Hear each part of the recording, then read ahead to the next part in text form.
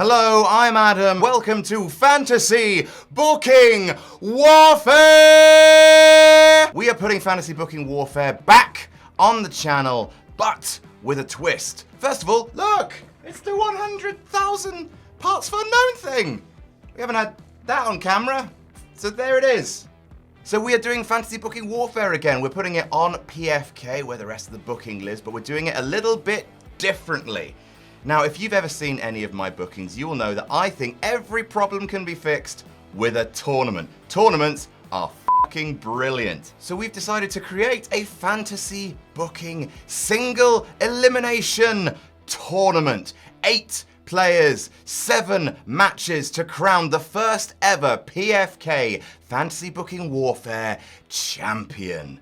I don't know if they've done Fantasy Booking Warfare champions in the past.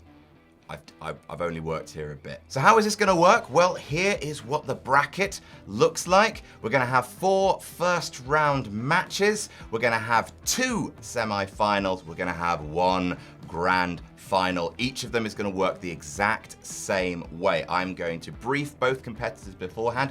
I am gonna give them a slightly smaller than usual topic to book.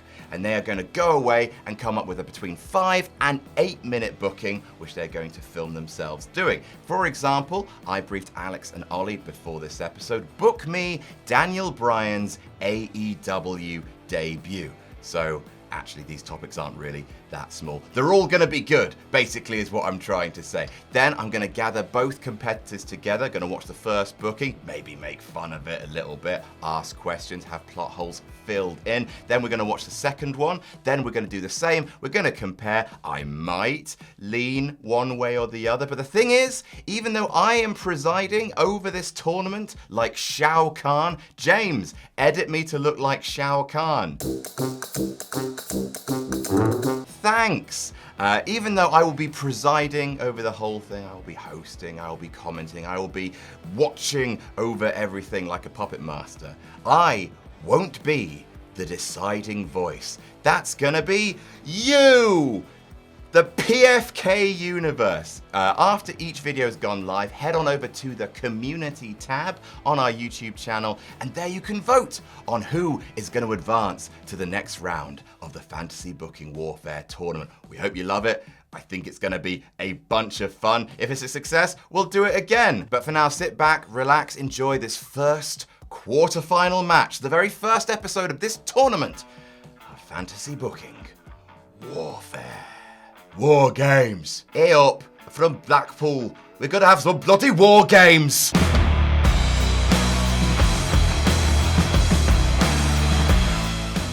Joining me are the 2 most self-proclaimed cutest wrestling personalities on YouTube. I am joined by Ollie Davis. Kawaii. And Alex, Queen of the Ring, is here. Hello, it's me. Hi. Hi. I tasked you with fantasy booking in 8 minutes or less Daniel Bryan's AEW debut. Ollie, you have a coin to flip, yes? Yeah, I've got a coin from the Daily Stoic website. One side says the obstacle is the way. Okay. That's how I live my life. And what does the other side say? The impediment to action advances action. What stands in the way becomes the way. Okay, so obstacle or impediment. So what you're going to do is you're going to flip the coin. Flipped it. You flipped it? All right. Alex, obstacle or impediment? Impediment. Impediment. What does it say, Ollie? It's obstacle. Oh dear, oh dear, oh dear. First point to Mr. Davis. So, Ollie, you have the choice. Would you like your booking to go first or second? I'm going first. You're going first. All right. In which case, without further ado, let me share my screen as we all watch together Ollie's fantasy booking of Daniel Bryan's AEW debut. All Elite Wrestling in September is ruled by the mad titan Kenny Omega. He's just successfully defended his World Championship yet again, because what's another 3 more years of Hangman Page depression build to that payoff? Long-term storytelling. Omega has not only beaten the best AEW has put in front of him over the last 9 months, he's beaten everyone in Impact too, and AAA. And if any more New Japan wrestlers want to walk through that forbidden door, he'll beat them as well. But before Kenny can finish his promo, the lights go dark. The screen lights up with a counter that says 14 days, and a burst of melody plays over the speakers. Da-da-da-da. We've had the first dance already. Now it's time for the New York Stadium show's new name, the Final Countdown. Could it be? Tony Schiavone says without ever actually saying it. I think I've heard that music somewhere before, says Excalibur, without ever actually saying it. You do all but tell the fans and viewers Bryan Danielson is debuting in 14 days' time, because that beard's already out of the net, my friends. Over the following weeks of Dynamite and Rampage, the graphic counts down to the Wednesday 22nd of September Grand Slam show in New York in front of over 16,000 fans. Then the night comes. Kenny Omega and the whole Super Elite march down to the ring to say they're sick of being interrupted. Don Callis says Omega demands respect and drags Justin Roberts in the ring to give him a full introduction. Do you really want to keep having our champion interrupted week after week? Of course, the fans quite happily chant, yes, yes, yes. Kenny grabs the mic for himself, looks straight down the lens and says, Dragon, stop dodging me so I can retire you once and for all. The lights cut out. The counter moves from 1 to 0 F's given. Europe's The Final Countdown plays, da-da-da-da, which is his entrance music from the Indies, and Bryan Danielson walks down the ramp to an arena full of yes chants. Danielson gets in the ring, goes to square up to Kenny, but changes direction and gets in Justin Roberts' face instead. He looks at his tie and then just yanks it off. It's a magnetic tie. Justin shrugs like, hey, I learned my lesson last time you debuted on a wrestling show. There's a little fun reference to the Nexus. Roberts gives him his mic and Bryan says that some people might have forgotten over the last decade, but he is the best wrestler, stress on wrestler, on the planet. A reference to his eco-gimmick days. It's important he doesn't say best in the world here. If I was AEW, I'd keep Bryan and CM Punk apart for a year at least, building up a clash between them. Until then, just subtle ships passing in the night spots like this. Bryan is the best wrestler on the planet, and he's come to AEW to prove it right now by challenging Kenny Omega for his world title. The Super Elite laugh. You've got to prove yourself in this company. You've got to earn your opportunities, mocking WWE slang.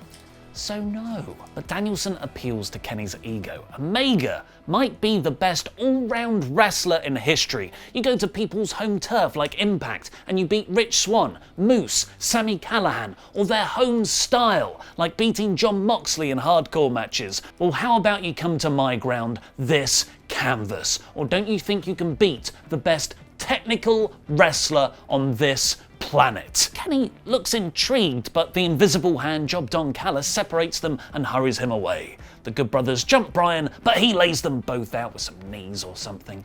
There is then a 6-week build to the next big pay-per-view, Full Gear, where Bryan wrestles a selection of hand-picked matches to prove he is the best technical wrestler on the planet, against the likes of Colt Cabana in the British Escapology style and Angelico in a submission bout. In these matches, Bryan gets over what he's always wanted his finisher to be, the heel hook.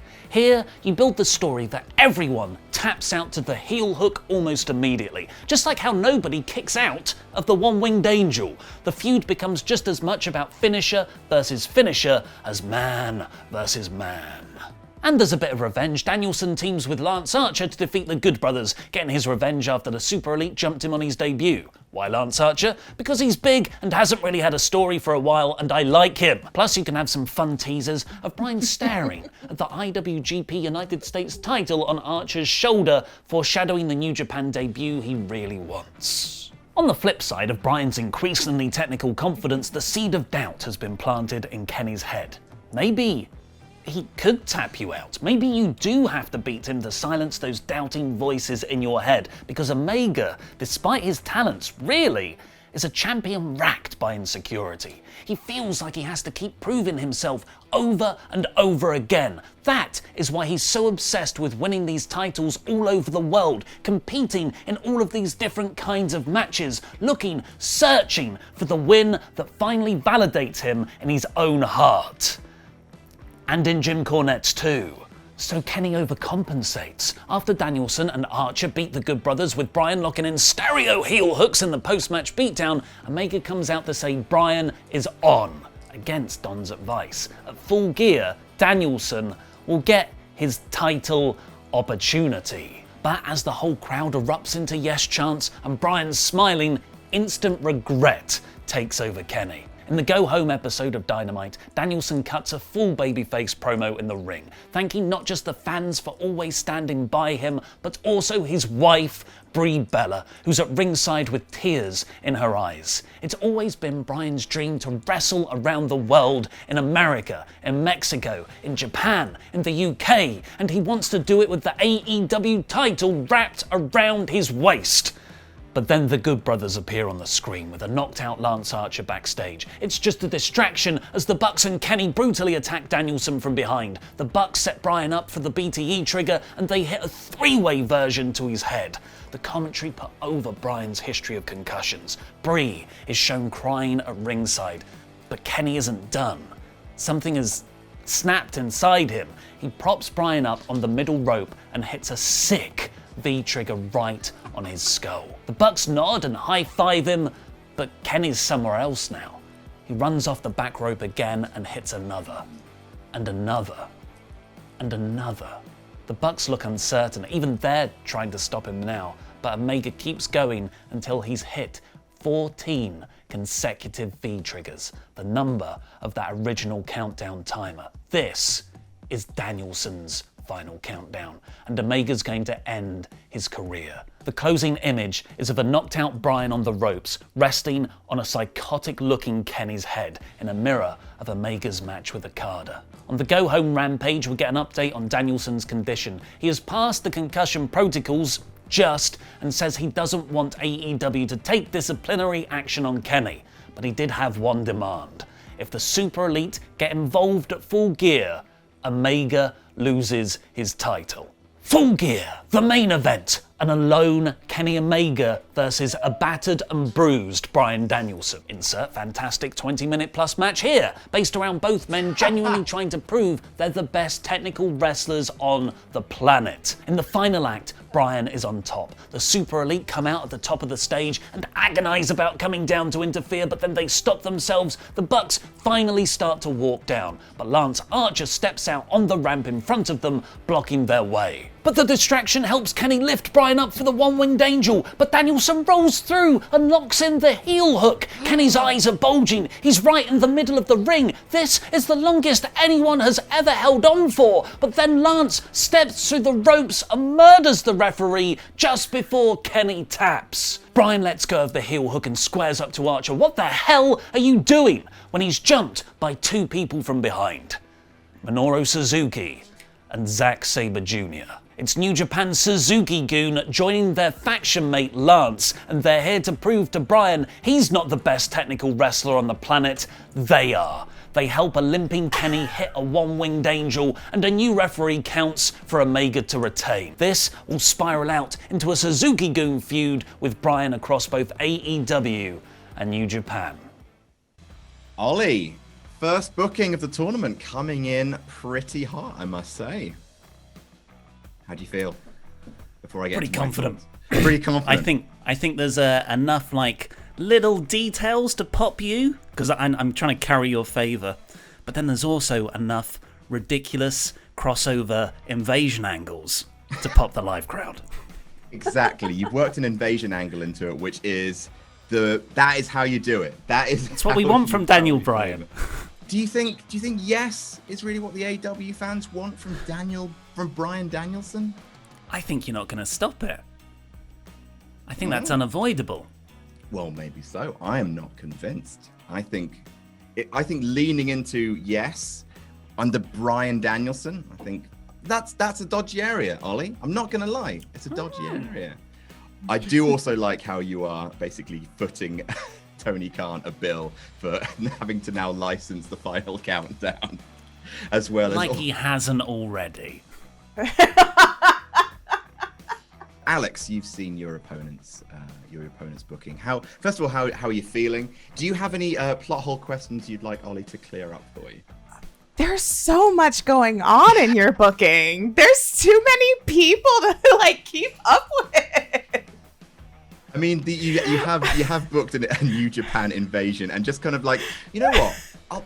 I'll let that sort itself out in a different booking.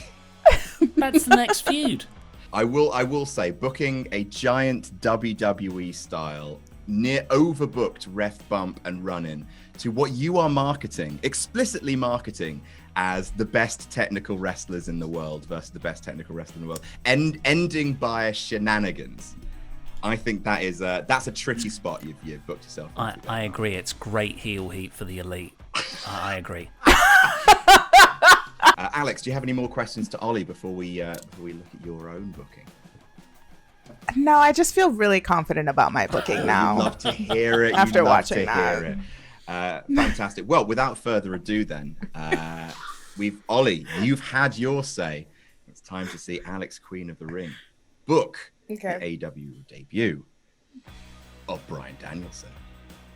I'm wearing a bolo tie with a stegosaurus on it.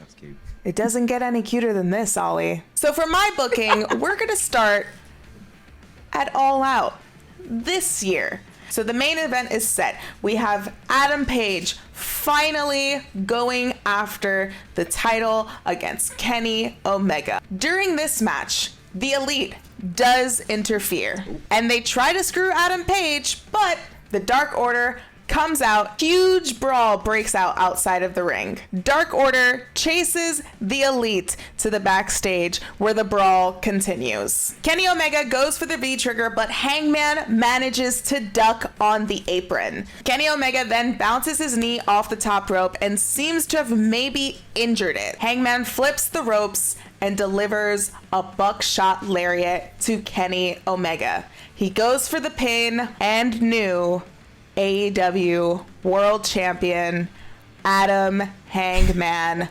Page. And the Dark Order, limping towards the ring, come out to celebrate. It's Alex Reynolds, John Silver, Evil Uno, and some masked Dark Order member in a hoodie. There's so many members, it could be anybody. The masked Dark Order member attacks Hangman with a foreign object. It's a pipe. And it leaves John Silver, Alex Reynolds, and Evil Uno speechless. So the masked Dark Order member takes all three men out easy. The three men roll out of the ring, and Adam Page is left in the middle of the ring helpless, while the masked Dark Order member begins to stomp on the back of Hangman's head. Excalibur then says on commentary, "I'd recognize those stomps anywhere. Could it be?" And then it is revealed. Takes off his mask, and Excalibur is going wild on commentary. Oh my God! The American Dragon Daniel Bryan. This is the Daniel Bryan I want to see. Tough, no nonsense, highly confident American Dragon. Daniel Bryan has never had a moment where he broke out and attacked someone to make a huge statement. So why not make that statement during the main event of one of AEW's biggest pay-per-views? So after that, we cut to next week's AEW Dynamite, where Daniel Bryan opens up the show. He's standing in the middle of the ring with a mic at hand, ready to address his actions from All Out. I beat the biggest legends in this business on the grandest stage of them all. I have proven that I can walk into any promotion and out wrestle their best talent.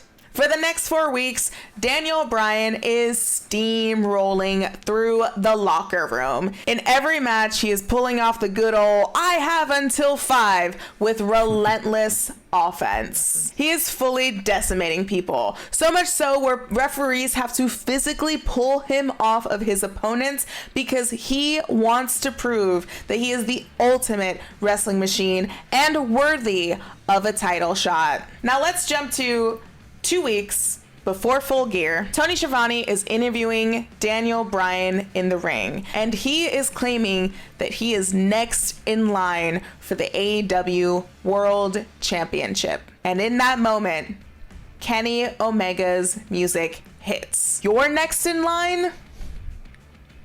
Where's my rematch?" Don Callis cuts Kenny Omega off and says, "As far as I'm concerned, Kenny Omega never got his rematch because he was nursing a knee injury, so we're not even entertaining corporate shills." Kenny Omega then addresses Daniel Bryan and says, "You're entitled because you've come from the land of the immortals. So do us all a favor, go back to pointy fingers and chanting yes and leave the championships to me." Daniel Bryan then says, "You know what, Kenny?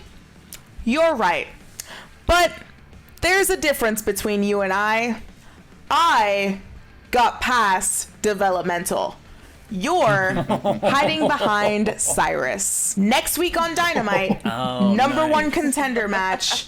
Winner goes on to Full Gear to face Adam Page for the AEW World Championship. Daniel Bryan wins clean as a whistle. Now we're finally at the go-home show at Dynamite for Full Gear. And the last segment is a contract signing. Tony Khan is in the ring with heavy security because this is the very first time Adam Page and Daniel Bryan have finally faced off.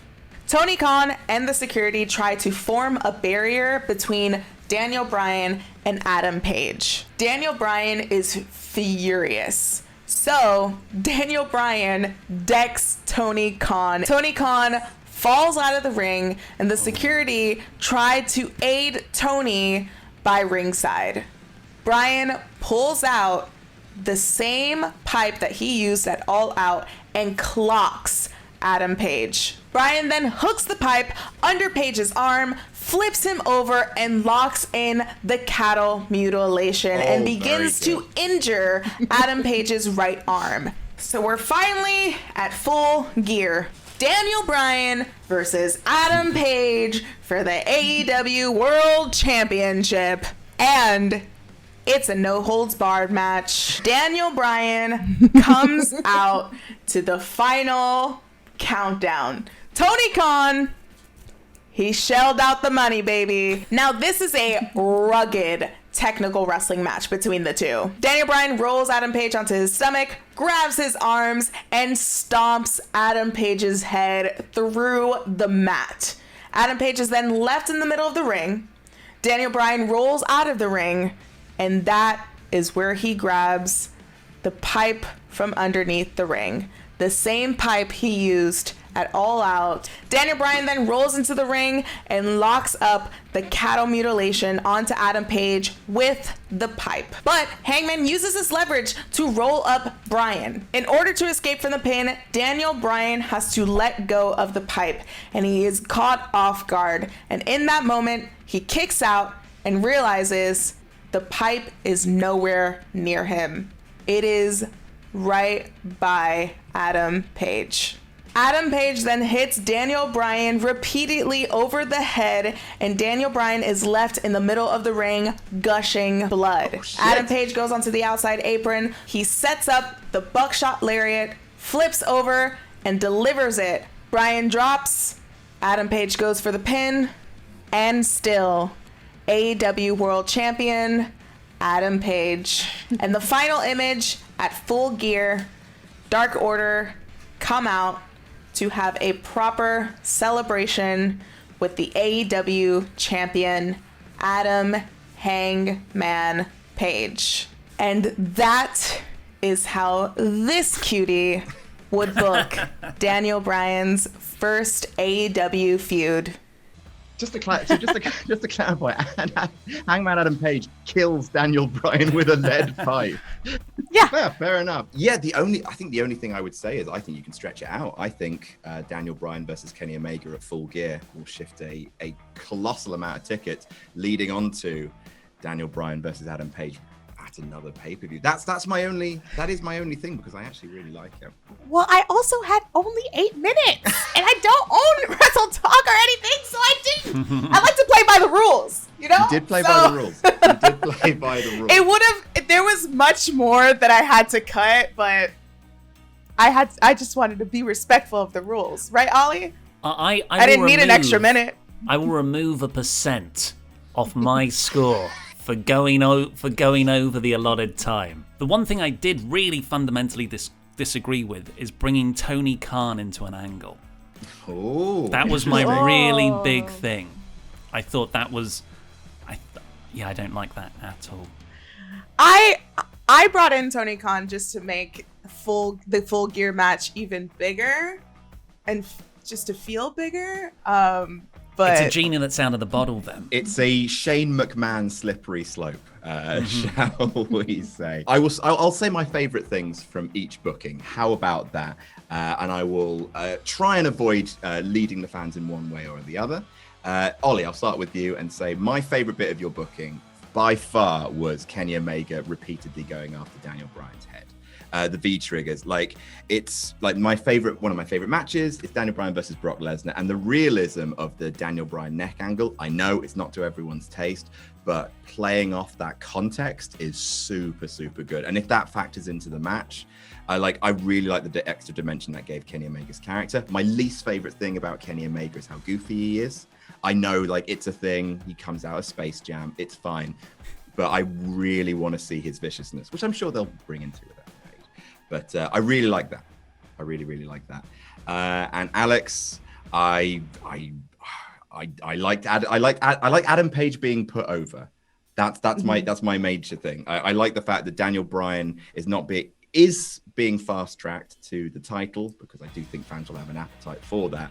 But you are you're giving us Bryan Danielson, the American Dragon, and using him as a veteran to cement Adam Page as the face of the company. So that general concept is a real winner. So thank you so much for everyone watching this very first match in the first round of Fantasy Booking Warfare. What I want you to do right now is, first of all, leave a comment to say who you voted for in the comments below. I want you to give this video a like. I want you to give us a subscribe. I want you to head over and subscribe to Alex Queen of the Ring. I want you to subscribe to Wrestle Talk, partsFUNknown, and all of those things. All the links to those will obviously be in the description. I want you to head to the community tab on our YouTube channel, and I want you to vote on who has won this episode of Fantasy Booking Warfare, as adjudicated by me, Adam Blampied. All right, thank you so much. We will see you next time, where it is going to be Luke Owen versus Denise Salcedo. Ooh. Team Danuke explodes. Right, okay. Bye, everyone. Jam that jam. And we'll see you next time for Fantasy Booking Warfare.